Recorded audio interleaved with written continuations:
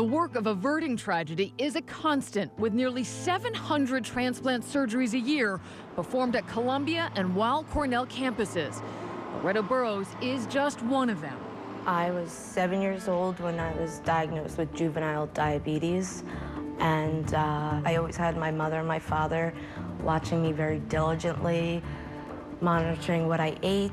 At 18 years old, my kidneys failed suddenly, and I was told that I needed a kidney and a pancreas transplant.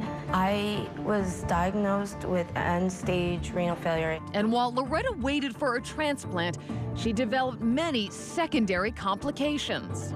It was 10 years and 2 months waiting and being on dialysis.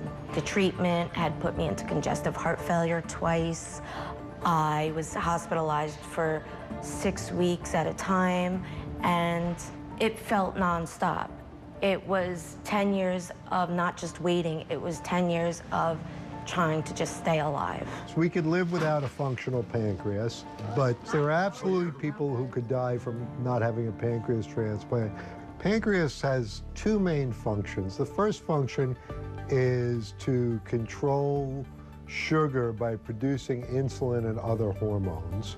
And the second job is to create digestive enzymes that aid in the digestion of food. Loretta received both a kidney and a pancreas simultaneously from the same donor.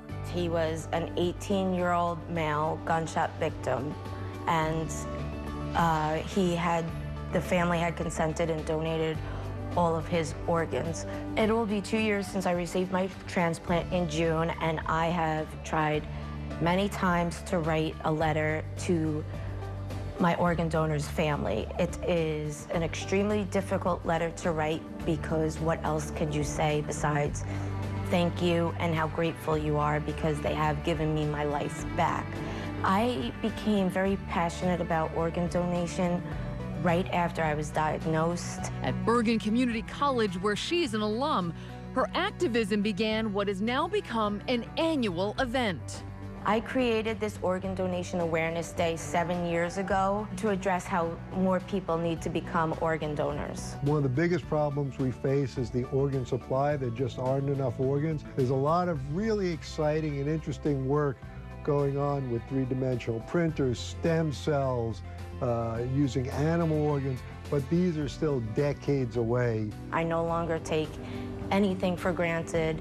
I cannot be more grateful and more thankful for this gift. I have gotten my life back. I have gotten a second chance at life.